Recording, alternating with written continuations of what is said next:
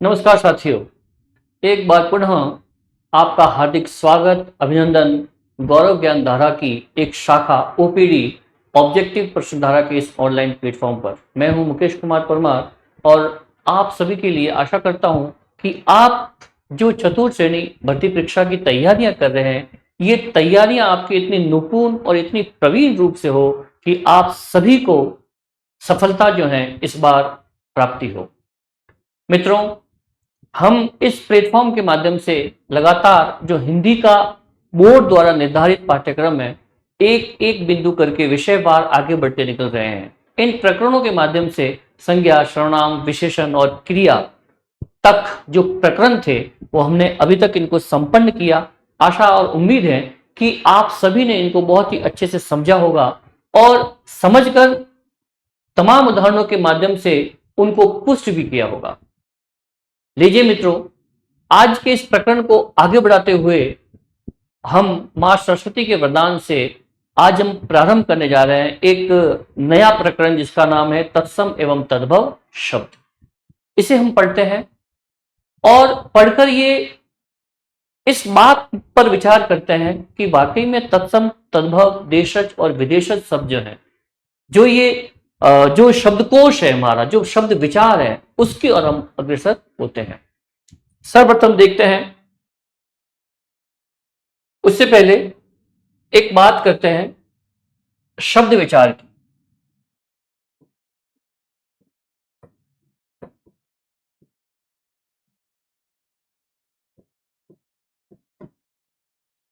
देखिए मित्रों, आज जो हमारा प्रकरण है, मैंने आपको पहली क्लास में जब मेरा इंट्रोडक्शन क्लास हुई थी उसमें मैंने आपको इस बात से परिचित करवाया था कि आप किसी भी भाषा की जानकारी अगर चाहते हैं तो उस भाषा की जानकारी, उस भाषा को अगर आप मजबूत बनाना चाहते हैं तो सर्वप्रथम आपको सबसे पहले क्या करना होगा कि वर्ण, शब्द और वाक्य, ये एक ऐसे बिंदु हैं कि इन बिंदुओं के माध्यम से आप किसी भी भाषा को मजबूती से पकड़ कर सकते हैं।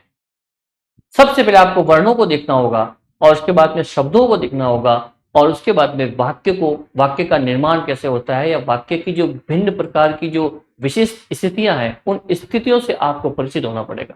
तब जाकर आप उस भाषा की, जो पर्टिकुलर आप भाषा जिसकी जानकारी चाहते हैं, उस भाषा की एक तरह से मजबूती आप कर सकते हैं। यहां पर अपन बात कर रहे हैं, आज का जो हमारा जो बिंदु है, जो विषय है, वो है तत्सम एवं तद्भव शब्द। मित्रों, मैं बताना चाहूंगा कि तत्सम और तद्भव शब्द मीन्स ये है कि हमारा जो हिंदी का जो शब्दकोश है, उस शब्दकोश में जितने भी शब्द जो हिंदी में समाहित है वो अलग अलग भाषाओं से भी कहीं ना कहीं से सम्मिलित है। चाहे वो हमारी जननी भाषा, हिंदी की जननी भाषा संस्कृत हो, चाहे वो और भी प्राकृत हो, पाली हो, और भी भाषाएं जो है वो उन सब से मिलकर एक विविध भाषाओं के माध्यम से हिंदी भाषा में वो समाहित हो चुकी है। यहां पर हम उन शब्दों के बारे में बात करेंगे जिस शब्दों से उनको हिंदी का जो शब्दकोश बनता है, उस शब्दकोश की बात करने जा रहे हैं। तो यहां पर देखिए, शब्द विचार के माध्यम से सबसे पहले हम बात करेंगे कि शब्द किसे कहते हैं, शब्द की परिभाषा क्या होगी। हम यहां पर बात कर रहे हैं शब्द की, तो शब्द की परिभाषा से हमें परिचित होना पड़ेगा। ये सामान्य सी परिभाषा होती है, क्योंकि हम बेसिक पढ़ रहे हैं और बेसिक पढ़ने में हमें एक शब्द की परिभाषा का भी ज्ञान होना चाहिए। तो यहां पर बात करते हैं कि एक या एक से अधिक वर्णों के सार्थक ध्वनि समूह को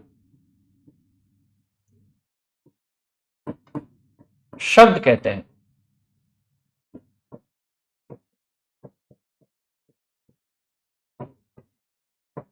ध्यान रहे, अब यहां पर देखिए, एक या एक से अधिक वर्ण, वर्ण किसे कहते हैं कि एक वर्ण हो, एक वर्ण हो या एक से अधिक मिलकर जब वर्ण बने और उसका एक सार्थक ध्वनि समूह, सार्थक, मैं क्या कहना चाहूं, सार्थक, इस सार्थक शब्द की ओर ध्यान दे, उसका कोई ना कोई अर्थ होना चाहिए। सार्थक ध्वनि समूह हो और उस सार्थक ध्वनि समूह के माध्यम से जो जो एक समूह बनेगा वो क्या कहलाएगा, अपने आप में शब्द कहलाएगा। यह है इस शब्द की परिभाषा, और इस परिभाषा के माध्यम से हम जानेंगे कि जो शब्दकोश है, जो शब्द विचार है, इसमें मैंने आपको कुछ अलग प्रकार के वर्गीकरण बताए थे, जिसमें मैंने बात की थी कि उत्पत्ति के आधार पर शब्द बनते हैं, प्रयोग के आधार पर शब्द बनते हैं, उसके बाद में संरचना के आधार पर बनते हैं, और अर्थ के आधार पर शब्द बनते हैं।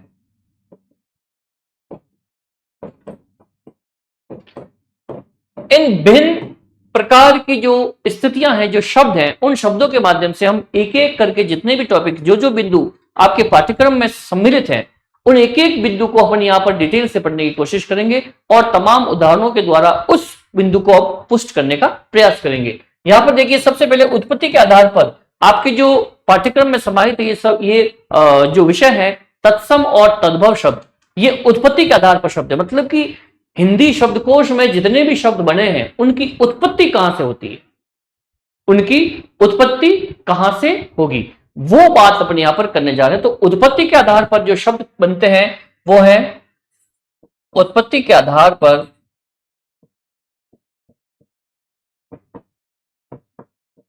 जो शब्द बनेंगे वो हैं तत्सम, तद्भव, देशज और विदेशज। मित्रों, आप मेरे ये बताने का अर्थ ये है कि यहां से भी कई बार क्वेश्चन बन जाते हैं। सबसे पहले आपको शब्द की परिभाषा ही पूछी जाती है, तो शब्द की परिभाषा एक मुख्य रूप से आपको याद होनी चाहिए कि एक या एक से अधिक वर्णों के साथ बना एक सार्थक ध्वनि समूह क्या कहलाता है, शब्द कहलाता है। प्लस ये जो तत्सम और तद्भव और देशज और विदेशज शब्द है, ये किसके आधार पर शब्द बने हुए हैं, उत्पत्ति के आधार पर। ये आपको पता होना चाहिए कि तत्सम और तद्भव शब्द किस आधार पर है। आपके पास में 4 ऑप्शन दे दिए, तो आपको पता होना चाहिए कि उत्पत्ति के आधार पर शब्द है। तो बेसिक क्वेश्चन जहां से टॉपिक स्टार्ट होता है, जहां से हमेशा ध्यान रखें, चाहे वो कोई भी विषय हो, जब आपका जो शीर्षक है, चाहे वो किसी भी विषय का शीर्षक है, उस शीर्षक से उठने वाले बेसिक प्रश्न बहुत ज्यादा होते हैं। क्योंकि हम डीपली तो खूब चले जाते हैं, लेकिन किसी भी जो शीर्षक है, उस शीर्षक की आपको एक वस्तुस्थिति पता है कि नहीं है, या अपन कह सकते हैं कि जहां से शीर्षक शुरू हो रहा है वहां की सामान्य जानकारी आपको है या नहीं है। प्रश्न हमेशा वहीं से बनता है। इसलिए जहां से शीर्षक स्टार्ट होगा, जहां से शीर्षक का आरंभ हम करते हैं, समझने का प्रयास करते हैं, वहां इर्द गिर्द बनने वाले शब्दों को, उनके प्रश्नों को हम जरूर देखेंगे, वो और में देखना भी चाहिए। तो ये एक बेसिकली क्वेश्चन है, देख सकते हैं आपको कि एक या एक से अधिक वर्णों के सार्थक ध्वनि समूह को शब्द कहते हैं। उत्पत्ति के आधार पर बने शब्द है ये तत्सम, तद्भव, देशज, विदेशज, और इसमें से अपन पढ़ने जा रहे हैं तत्सम और तद्भव। देखना चाहे इसको देख लें अच्छे से।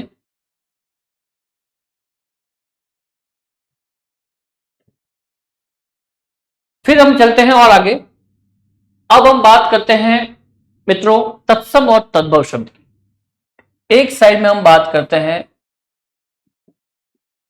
तत्सम शब्द, एक साइड बात करते हैं तद्भव शब्द।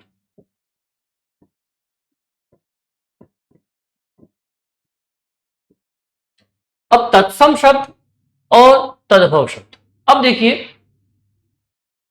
सर्वप्रथम इस तत्सम और तद्भव का शाब्दिक अर्थ क्या है। तो देखिए, तत्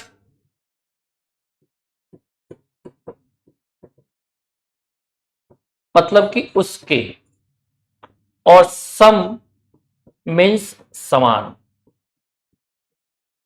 उसके समान मीन्स किसके समान, संस्कृत के समान। ओके, यहां तक समझा। फिर नेक्स्ट तद्भव, उसके, उससे, और भव का मतलब होगा उत्पन्न, उससे उत्पन्न। ठीक है, अब यहां पर उसके समान और उससे उत्पन्न। अब देखिए, जो तत्सम और तद्भव का जो शाब्दिक अर्थ है वो ये निकल कर आता है। अब हम देखेंगे कि तत्सम शब्द कहते किसे हैं और तद्भव शब्द कहते किसे हैं। देखिए टॉपिक स्टार्ट हुआ है तो टॉपिक को बहुत ही अच्छे तरीके से, एक बेसिकली आधारभूत तरीके से इसको समझना आवश्यक है। अब देखिए तत्सम शब्द की जो परिभाषा रहेगी वो क्या रहेगी, तो वे शब्द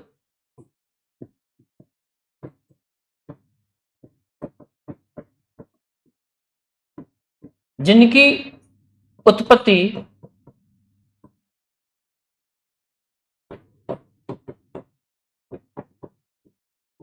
संस्कृत भाषा से होती है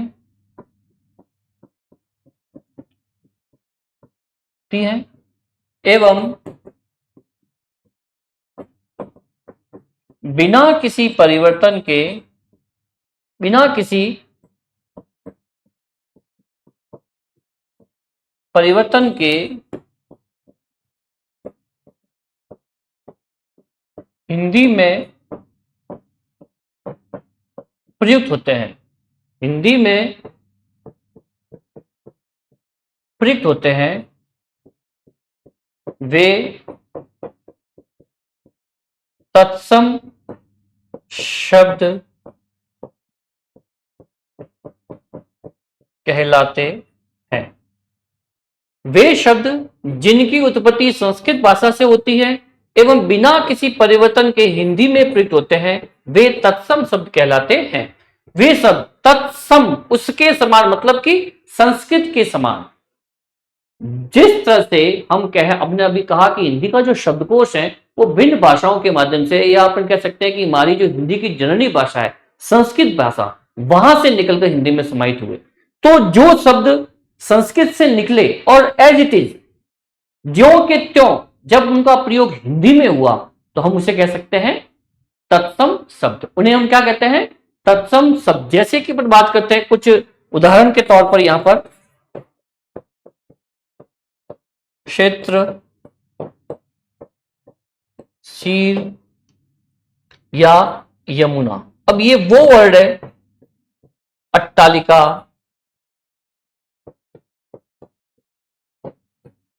उष्ट्र। इस तरह से देख सकते हैं अपन कि ये जो वर्ड है, ये जो शब्द है, ये संस्कृत के द्वारा आए हुए शब्द है और ज्यों के त्यों इसको हिंदी में भी इसका प्रयोग होता है, तब ये क्या कहलाते हैं, तत्सम शब्द। क्या कहलाएंगे, तत्सम शब्द। अब बात आती है तद्भव शब्दों की। तत् मतलब कि उससे उत्पन्न। अब यहां पर अपन इसकी परिभाषा रखेंगे कि वे शब्द जिनकी उत्पत्ति संस्कृत या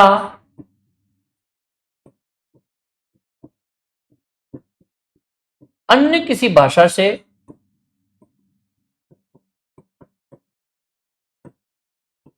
हुई एवं अपने रूप में कुछ परिवर्तन कर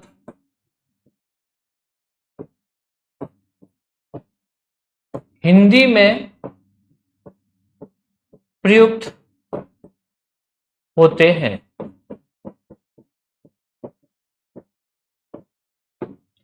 वे शब्द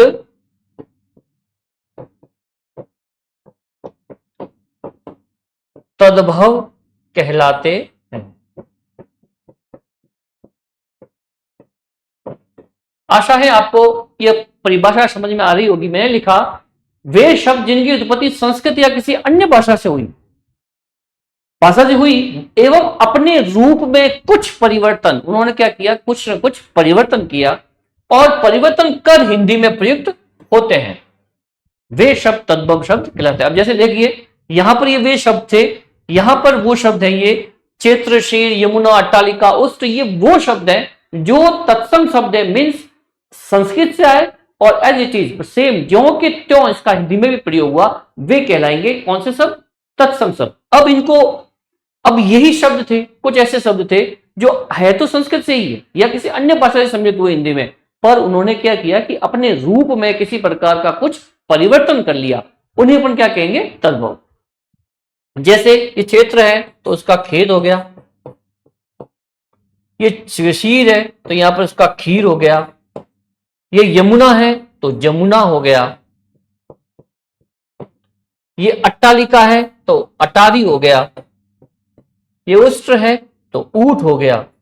इस तरह से अपन देखते हैं कि इन शब्दों में तत्सम और तद्भव की ये परिभाषाएं हैं और वाकई तत्सम का शाब्दिक अर्थ क्या है और तद्भव का शाब्दिक अर्थ क्या है। आशा है आपको एक कंसेप्ट यहां पर तत्सम और तद्भव में जो भेद है या इनकी जो परिभाषा है या इन दोनों में क्या अंतर है वो यहां पर आपको समझ आया होगा। आप देखें इसको और स्क्रीनशॉट ले लें एक बार।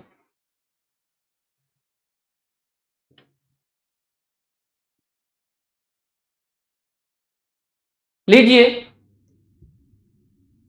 तत्सम और तद्भव के में अंतर, इसकी परिभाषाएं, इसका शाब्दिक अर्थ के तत्पश्चात हम अब कुछ ऐसे जो डिफरेंस है इनमें उन डिफरेंस को देखेंगे और इनकी पहचान कैसे होती है। कुछ ऐसे वाक्यांश या हम कहेंगे कि कुछ ऐसी विशेषताएं जो इन दोनों में फर्क जो है वो महसूस कराती है या फर्क पैदा करती है। कहां कहां पर तत्सम शब्द प्रयुक्त होते हैं और कहां कहां तद्भव प्रयुक्त होते हैं उनके बारे में अपन बात करते हैं कुछ मुख्य विशेषताओं को लेकर। अब देखिए, तत्सम शब्द की कुछ विशेषताएं हैं, उससे अपन परिचित होते हैं। संस्कृत के शब्द परिवर्तन नहीं, आम बोलचाल में प्रयुक्त नहीं, सिक्ताक्षर का प्रयोग तत्सम में होता है। अब देखिए, संस्कृत के शब्द परिवर्तन नहीं होता इसमें। फिर आम बोलचाल जो होती है, संस्कृत के भाषा के जो शब्द होते हैं तत्सम, फर्स्ट तो वो संस्कृत के शब्द होते हैं, उसमें किसी प्रकार का कोई परिवर्तन नहीं होता है, वो एज इट इज ज्यों के त्यों हिंदी में प्रयुक्त होते हैं। एक बात। फिर आम बोलचाल में इन शब्दों का प्रयोग, हम जो हिंदी बोलते हैं, जो सामान्य तौर पे जनरली हम जब हिंदी बोलेंगे तो तत्सम शब्दों का प्रयोग बहुत ही कम होता है, आम बोलचाल में इसका प्रयोग नहीं होता है। इस बात का विशेष ख्याल रखें। फिर संयुक्ताक्षर का प्रयोग तत्सम में होता है। जितने भी संयुक्त अक्षर होते हैं, जैसे कि ये श है, ये त्र है, ये ज है, ये श्र है, इस तरह के वर्ड जहां पर भी आपको दिखाई दे, जिस शब्द में दिखाई दे, तो आप ध्यान रहे कि 95% या 99% कहना चाहूंगा कि वो तत्सम शब्द ही होगा। आपकी जो प्रतियोगी परीक्षाओं में जो प्रश्न पूछे जाते हैं वो इस टाइप के होते हैं कि ये शब्द आपको कोई दिया गया, अब इस शब्द में ये शब्द कौन सा है, तत्सम है या तद्भव है, या फिर उसको तत्सम से तद्भव में चेंज करना है, परिवर्तित करना है। इस टाइप के क्वेश्चन बनते हैं। तो मैं आपको यहाँ पे ये बताने की कोशिश कर रहा हूं कि किस टाइप के तत्सम शब्द आपको मिल सकते हैं वहां पर। तो जो ये जो संयुक्त अक्षर है, मतलब ये जो श है तो ये क और ष षटकोणमाला से बना है, ये त्र है तो ये त और र से बना है, ठीक है ना। इस तरह से जो संयुक्त अक्षर है वो हमेशा ज्यादातर तत्सम शब्द के ही उदाहरण होते हैं। अब इस छ से जैसे कि क्षेत्र, ये ज्ञान, ये श्रावण, ये श्रृंगार, ये श्रृंग, ये यश, ये श्रृंगार, यजमान, यति, युवान, ये सब जो है तत्सम शब्द के ही एग्जाम्पल हैं, उसके ही उदाहरण है। अब जैसे ये तद्भव में जाएंगे तो इसमें कुछ ना कुछ चेंजेस हो जाएगा, कुछ ना कुछ परिवर्तन यहाँ पर दिखाई देगा, क्योंकि अपने रूप में कुछ परिवर्तन कर लेते हैं और आम बोलचाल के लिए ये प्रयुक्त हो जाते हैं। ध्यान रहे, तत्सम शब्द आम बोलचाल में प्रयुक्त नहीं होते। फिर अपन बात करते हैं कुछ तद्भव शब्दों की। उत्पत्ति भिन्न भाषा से, मैंने आपको भी बताया कि संस्कृत या अन्य किसी भाषाओं से भी इसका इन शब्दों का हिंदी में समाहित होना हो सकता है। रूप परिवर्तन बाद हिंदी में प्रयुक्त, जैसे मैंने आपको बताया अभी, कुछ ना कुछ इनके रूप में ये परिवर्तन कर लेते हैं और फिर हिंदी में प्रयुक्त होते हैं। तद्भव शब्द बोल चाल में काम आते हैं। ध्यान रखना कि जितने भी तद्भव शब्द होंगे वो जनरली भाषा के लिए प्रयुक्त होते हैं। हम जो आम बोलचाल भाषा जो होती है हिंदी की, उसमें ये प्रयोग होंगे ही होंगे। संयुक्ताक्षर का बदला हुआ स्वरूप तद्भव में प्रयुक्त होता है। जितने भी संयुक्ताक्षर होते हैं ये, इनका जब रूप तद्भव में तब्दील होगा तब इनको अपन कुछ ना कुछ बदल कर उसके रूप में परिवर्तन करके हिंदी में प्रयोग करते हैं। जैसे अब जैसे कि ये शब्द यहां तो है सारे तत्सम, इनको जब अपन हिंदी में जब तद्भव शब्द में प्रयोग करेंगे तो क्या होगा, जैसे कि क्षेत्र है तो क्षेत्र का है वो हो जाएगा खेत, ये ज्ञान है तो इसका हो जाएगा जान, ये श्रावण है तो हो जाएगा सावन, ये श्रृंगार है तो बन जाएगा सिंगार, ये श्रृंग है तो बन जाएगा सींग। ये यश है तो यश का बन जाएगा जस। ये श्रृंगार है तो श्रृंगार हो गया। यजमान का बन जाएगा जजमान। ये यति है तो इसका बन जाएगा जति। ये युवान है तो युवान का बन जाएगा जवान। इस तरह से ये कुछ तत्सम और तद्भव शब्द के जितने भी डिफरेंस हैं मैं आपको बताने का प्रयास कर रहा हूं कि तत्सम शब्द की कुछ विशेषताएं और तद्भव शब्द की विशेषताएं, ताकि जब भी आपके सामने कोई प्रयुक्त जो शब्द हो, जब भी प्रतियोगी परीक्षाओं में आपको इस प्रकार के क्वेश्चन आए तो आप उनकी सभी प्रकार की विशेषताओं से जो है आपका ध्यान रहे कि हाँ ये इस टाइप के क्वेश्चन जो है, इस टाइप के शब्द तत्सम में बने रहते हैं और इस टाइप के क्वेश्चन तद्भव में बने रहते हैं। इसे आप देख लें। ये मैंने कुछ आपको बातें बताई हैं, इनको देखें आप लोग।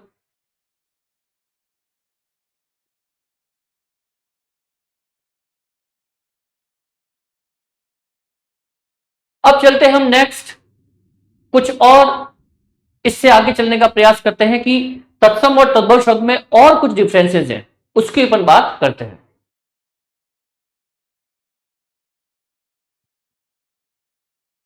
अब देखिए ये तत्सम शब्द की बातें हैं। तत्सम शब्द में देखो क्या क्या विशेषताएं और रहती है। संस्कृत की गिनती तत्सम शब्द में होती है। जितनी भी गिनती होगी वो किसमें होगी? तत्सम में होगी। द्वितीया, तृतीया, ये जो होती है ना, जैसे द्वितीया, तृतीया, ये तिथियां, तिथि, इस टाइप से विक्रम संवत के महीने के नाम तत्सम होते हैं। जो विक्रम संवत के जितने भी महीने होंगे, जैसे कि क्षेत्र है, भाद्रपद है, ज्येष्ठ माह है, पोष है, ये जितने भी विक्रमी संवत के महीने हैं, ये महीने जब भी आपको क्वेश्चन में पूछा जाए तो सीधा तत्सम शब्द होगा। वो कौन सा शब्द होगा? तत्सम शब्द का वो उदाहरण रहेगा। इस बात की विशेष जानकारी आपको होनी चाहिए और इस प्लेटफॉर्म के माध्यम से मैं आपको बताने का प्रयास कर रहा हूं कि ये वही है। क्षेत्र, भाद्रपद, श्रावण, फाल्गुन, ज्येष्ठ। अब ये जब तद्भव में जाएंगे तो क्या बोलेंगे? क्षेत्र को क्या बोलते हैं अपन? महीना, चैत महीना। क्षेत्र को बोल देंगे चैत। भाद्रपद को बोल देंगे भादवा। श्रावण को बोल देंगे सावन। फाल्गुन को बोल देंगे फागुन। और ज्येष्ठ को तो हम क्या बोलते हैं? जेठ। कई बार आपने कविता भी पढ़ी होगी, जेठ महीने की दो दोपहरी, ठीक है ना। तो इस तरह से इन जो बेसिक जो चीजें हैं, ये हमेशा अगर विक्रम संवत के मास हैं और ये मास के महीने जो है, हमेशा अगर आपके सामने इस तरह से डायरेक्ट पूछे जाते हैं तो वो हमेशा तत्सम शब्द के उदाहरण रहेंगे। फिर इन महीनों की तिथियां, जैसे कि मैंने आपको कहा, द्वितीया, तृतीया, चतुर्थी, पंचमी, ठीक है ना, इस तरह से आती है। जैसे कि अपन एक आमतौर पर लेते हैं अक्षय तृतीया, अक्षय तृतीया। और आपने राजस्थान के कल्चर में देखा होगा कि अक्षय तृतीया अबूझ सावा अर्थात आखा तीज, आखा तीज, इसे अपन जब तद्भव में तब्दील करेंगे तो क्या होगी? ये आखा तीज बन जाएगी। क्या बन जाएगी? आखा तीज। तो ये तीज है, दूज है, बीज है, ये ऐसे वर्ड जो हैं हमेशा तद्भव शब्द के एग्जाम्पल रहेंगे। हम जिस परिवेश में हैं उस परिवेश से संबंधित भी आपको कई बार तत्सम या तद्भव शब्द पूछे जा सकते हैं। इस बात की विशेष जानकारी आपके जहन में रहे। फिर वाक्यांश के लिए एक शब्द। अब जब क्या होता है कि वाक्यांश के लिए एक शब्द हो जाता है, जैसे कि ये स्वर्णकार है, चित्रकार है, कुंभकार है। अब ये स्वर्णकार के लिए शब्द क्या बन जाएगा? सुनार। चित्रकार के लिए शब्द क्या बन जाएगा? चितेरा। कुंभकार के लिए वर्ड क्या बन जाएगा? कुम्हार। इस तरह से ये जब वाक्यांश के लिए एक शब्द सीधा बन रहा है स्वर्णकार, तो ऐसे वर्ड जो है थोड़े से आपको जो है तत्सम शब्द में इनको देखना होगा। स्वर्णकार है, चित्रकार है, कुंभकार है, ये थोड़े से इस टाइप के वर्ड रखते हैं जो कहीं ना कहीं इनमें टेक्निकल जो है वो ध्वनि रहती है और ये तत्सम शब्द के उदाहरण रहते हैं। फिर धातु, हमने जो क्रिया वाला जो चैप्टर पढ़ा है क्रिया, उसमें देखा कि जो धातु पद होते हैं संस्कृत के, वही क्या होते हैं, क्रियापद बनते हैं हिंदी में आकर। उनमें कोई प्रत्यय लग जाएगा, धातु प्लस प्रत्यय बराबर क्रियापद, ठीक है ना। ये अपन ने कंसेप्ट क्लियर कर रखा है। ये संकल्पना जो है हमारे दिमाग में अभी बिल्कुल फिट है। तो यहां पर जो धातु होंगे संस्कृत, क्योंकि संस्कृत हमारी जननी है, और वो जो धातु है वो हमेशा तत्सम शब्द के ही उदाहरण रहते हैं। जैसे कि मैंने लिखा ये लिख, पठ, हस, चल। अब इनका जब तद्भव में होगा लिखना पढ़ना, ऐसे इस तरह से होगा तो वो तद्भव में चेंज हो जाएगा, कुछ ना कुछ रूप परिवर्तित हो जाएगा और वो तद्भव शब्द का एग्जाम्पल रह जाता है। बट अगर कहीं ये धातु ही है सीधे, तो ये तत्सम जो शब्दावली है उसके ही एग्जाम्पल रहेंगे। फिर संस्कृत के जितने भी सर्वनाम है, संस्कृत के जो जो सर्वनाम है, वो सर्वनाम जैसे इयत, उवत, अहम, मम, वयम, ये भी तत्सम शब्द के ही एग्जाम्पल रहते हैं। इस बात का ख्याल आपको रहे। इसे आप अच्छे से पढ़ लें, देख लें एक बार।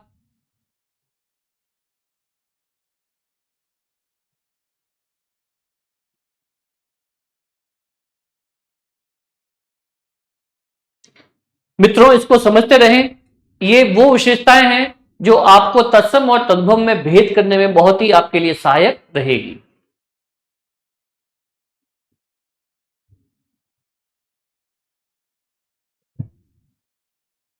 अब हम चलते हैं और आगे, आशा है आपको समझ में आया होगा ये।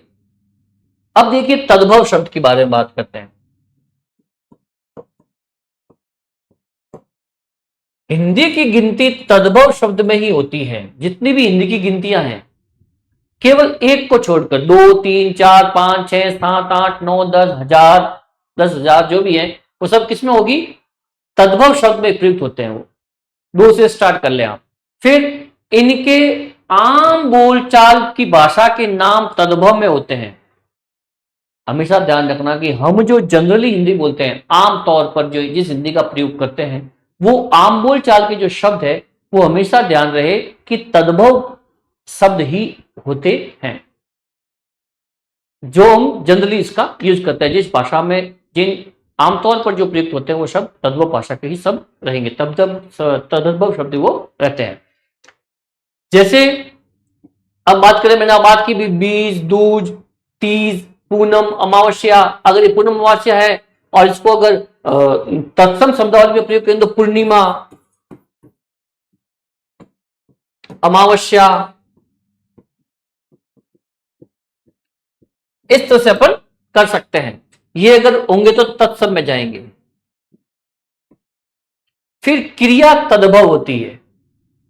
जैसे कि धातु जो थे वो तत्सम शब्द के रूप होते हैं, और जो क्रिया होगी, धातु मतलब कि वो संस्कृत जननी है हमारी, और वहां से वो धातु ले जाते हैं और इसके धातु में कुछ प्रत्यय लगाकर हम इसको क्रियापद बनाते हैं। तो ध्यान रहे, क्रिया जो है वो हमेशा क्या रहेगी, तद्भव होती है। जैसे कि लिखना, पढ़ना, हंसना, चलना, बैठना, दौड़ना, इस तरह से खाना, पीना, जाना, आना, ये सारी ही क्रियाएं जो हमेशा क्या होगी, तद्भव होगी। कहीं बार डिफिकल्ट क्वेश्चन आ जाता है कि आना, पढ़ना, ये तत्सम है या तद्भव है, तो आपको वहां पर बिल्कुल ही कंफ्यूज होने की आवश्यकता नहीं है। वहां पर ध्यान रखें कि क्रिया तद्भव होती है। इस विशेषता को विशेष तौर से ध्यान रखें। मैं वही विशेषताएं बता रहा हूं आपको जो हमेशा प्रतियोगिता परीक्षा में पूछी जा सकती है, या आपके जिस स्तर की अपन बात कर रहे हैं उस स्तर के द्वारा जो टेक्निकल क्वेश्चन आपके सामने आ सकते हैं, उन्हीं विशेषताओं के बारे में अपन इस प्लेटफॉर्म के माध्यम से बात करने का प्रयास कर रहे हैं।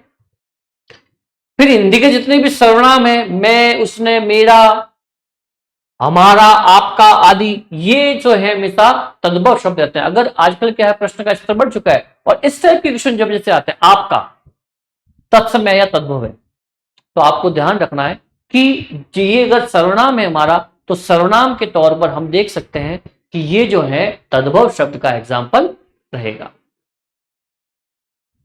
आशा है आपको ये स्लाइड जो है, इस स्लाइड के माध्यम से मैं आपको जो समझाने का प्रयास कर रहा हूं, ये जो विशेषताएं हैं तत्सम और तद्भव में जो भेद करने की, अंतर स्पष्ट करने की, वो कहीं ना कहीं आपको अच्छे से भेद करने में आपके लिए सहायक रहेगी। इसे भी देख लें आप अच्छे से एक बार।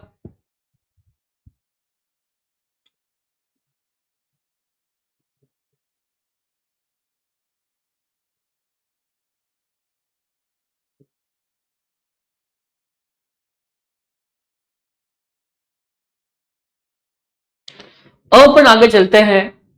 कुछ ऐसे विशेष नियम है, मैं आपको 4-5 नियम आज बता देता हूं, और भी कुछ आगे होंगे तो और भी आपको जो तत्सम और तद्भव में भेद कर पाए। हालांकि इस टॉपिक को क्लियरली समझना बहुत मुश्किल रहता है, क्योंकि शब्दकोश बहुत बड़ा है। हिंदी का शब्दकोश अपने आप में बहुत बड़ा है, और बहुत बड़ा होने के नाते इनमें भेद करना 100% भेद करना मुश्किल रहता है। इसके लिए आपको प्रैक्टिस, बहुत ज्यादा अभ्यास की आवश्यकता रहती है। लेकिन मैं कुछ ऐसे रूल्स, ऐसे नियम या ऐसी ट्रिक अपने यहां पर बताने का प्रयास करें जिससे आप 90% तक तत्सम और तद्भव में भेद कर पाएंगे। यहां पर कुछ प्रयास करते हैं अपन, ऐसे कुछ नियम है, जैसे कि फर्स्ट है जो संयुक्ताक्षर है, श, त्र, ज, श्र। अगर आपको ये वर्ड कहीं मिलते हैं तो ज्यादातर वो जो है वो तत्सम शब्द ही होंगे, तत्सम शब्द के ही वो एग्जाम्पल रहेंगे। जैसे अपन बात करते हैं क्षत्रिय, त्रिशूल, ज्ञान, श्रमिक। इस तरह से ये वर्ड जो है अगर आपको कहीं दिखाई देता है तो वो तत्सम शब्द ही है। इस बात का विशेष ख्याल रखें, वो तत्सम शब्द ही रहेगा 95%। आपको अगर ये आपको संयुक्तक शब्द मिलते हैं शब्द में तो वो तत्सम शब्द का ही एग्जाम्पल है। फिर क्वेश्चन एक आता है कि न, अन। ये जो वर्ड है अगर इससे अगर ये शब्द में कहीं उपस्थित है तो अपवाद की तो बात अपन नहीं करते, लेकिन लगभग 95, 97, 98% मैं बता सकता हूं कि आपको न जो है हमेशा कहीं ना कहीं तत्सम शब्द का ही एग्जाम्पल रहेगा। जैसे इससे बनने वाले शब्द है परिणाम, प्रमाण, परिमाण, ऋण, प्रण आदि। इस टाइप के जो वर्ड होंगे वो हमेशा तत्सम शब्द के ही एग्जाम्पल रहेंगे, तत्सम शब्द के ही वो एग्जाम्पल रहते हैं। फिर अपन बात करते हैं और तीसरे नंबर की, ऋषि। ये जो री शब्द है इससे भी बनने वाले लगभग शब्द जो है वो तत्सम के ही रहते हैं। इससे बनने वाले शब्द जैसे कि मातृ, पितृ, कृषि, कृष्ण। ये जैसे शब्द है जितने भी री के संबंधित ये हमेशा तत्सम शब्द के ही एग्जाम्पल, उदाहरण रहते हैं। फिर एक और रूल्स है र। इसे अपन कहते हैं, एक तो इसका प्रकार होता है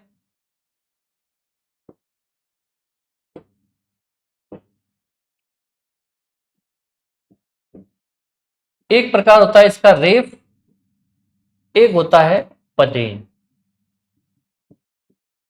अब रेफ में तो जो ऊपर र लगते हैं, जो ऊपर जितने भी र लगेंगे वो रेफ होता है, और जो नीचे र लिखता है वो हमेशा पदेन होता है। तो मैं रेफ के एग्जाम्पल में आपको बता दूं कि कर्म,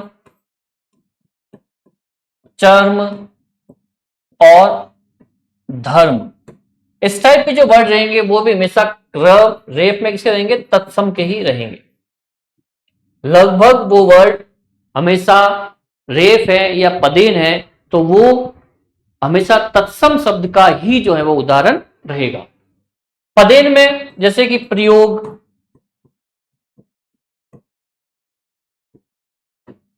प्राण, क्रम, इस टाइप के जो वर्ड बनते हैं वो पदेन होते हैं, और ये भी हमेशा तत्सम शब्द के ही जो है उदाहरण रहते हैं। फिर बात करें नंबर नियम 5 की, ये र हो गया, क्षत्रिय, न, प्रण, र और र हो गया। फिर बात करते हैं अपन संख्याओं की। तो संख्याओं में देखें तो एक को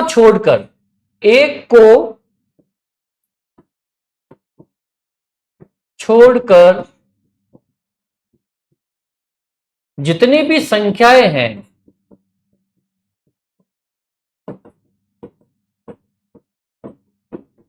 वे तद्भव शब्द का उदाहरण है। संख्याएं सिर्फ एक को छोड़ना है और जितनी भी संख्याएं होती है वो किसका एग्जाम्पल रहेगी? तद्भव की। और फिर छठा है एक आ, ये भी तद्भव का एग्जाम्पल मैं बता रहा हूं यहां पर कि जैसे कि इससे बनने वाले शब्द है चांद, पांच, इस तरह से ये जो वर्ड रहेंगे, चांद है, पांच है, आंख है, ये भी जो है तद्भव शब्द के एग्जाम्पल रहेंगे। तो एक ये मोटे मोटे तौर पर ये कुछ ऐसे रूल्स हैं, ऐसे नियम हैं जिसके आधार पर आप तत्सम और तद्भव में भेद कर सकते हैं। और लगभग लगभग आपको, अगर आपके जो प्रतियोगी परीक्षा में पूछे जाते हैं प्रश्न वो यही से पूछे जाते हैं और ये रूल्स आपको याद है, ये कुछ ट्रिक्स आपको याद है, तो आप तत्सम और तद्भव शब्द में भेद कर सकते हैं। देख लें इन्हें एक बार।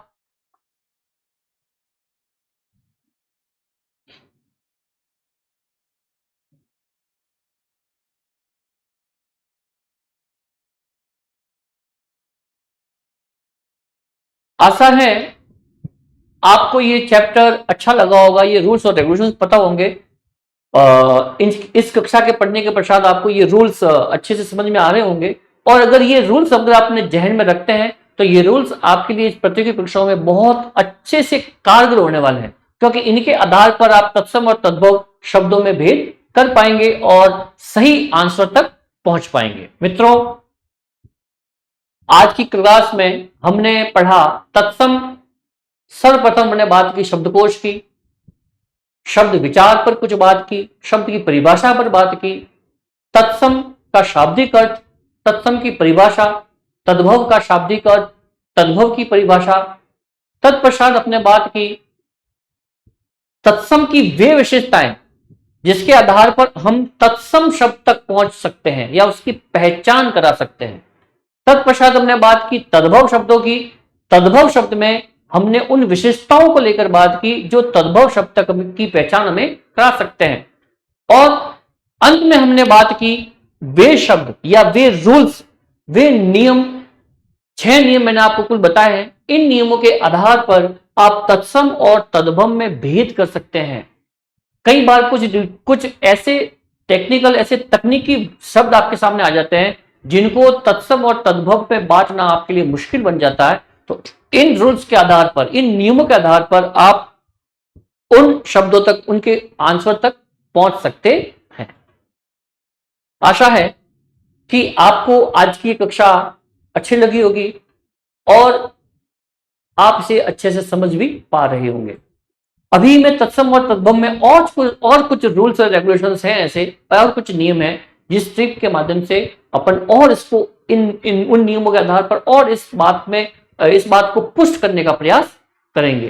तो मित्रों, आगे मैं कुछ बताना चाहूंगा आपको कि इस चतुर्थ श्रेणी कर्मचारी भर्ती परीक्षा है, इसमें कुछ कुल 52,000 प्लस पद हो सकते हैं। और जो गौरव ज्ञात धारा के प्लेटफॉर्म पर आपको ये कुछ व्याकरण से रिलेटेड टॉपिक वाइज टेस्ट, बेहतरीन व्याख्या, नेगेटिव मार्किंग के साथ में रैंक देखने की सुविधा, ये जो है 31 दिसंबर 2025 तक आपके लिए अवेलेबल है, जिसमें 90 रुपए की रहेगी हिंदी और इंग्लिश की। राजस्थान जीके और राज्य व्यवस्था के लिए भी आपको 75 कॉम्बो ऑफर है ये, जिसमें आपको इतिहास, भूगोल, राज्य व्यवस्था, टॉपिक वाइज टेस्ट है, बेहतरीन व्याख्या, नेगेटिव मार्किंग सहित, और ये डेट है उसकी। फिर साइंस, मैथ और कंप्यूटर से रिलेटेड भी आपको ये टेस्ट सीरीज यहाँ पर उपलब्ध करवाते हैं। ये बिल्कुल ही सामान्य और बहुत ही कम और चीप रेट में आपको ये जो है टेस्ट सीरीज आपके लिए उपलब्ध है। आप खरीदें और इनके आधार पर अपनी तैयारी को और पुष्ट करें। धन्यवाद मित्रों, मिलते हैं अगली कक्षा में।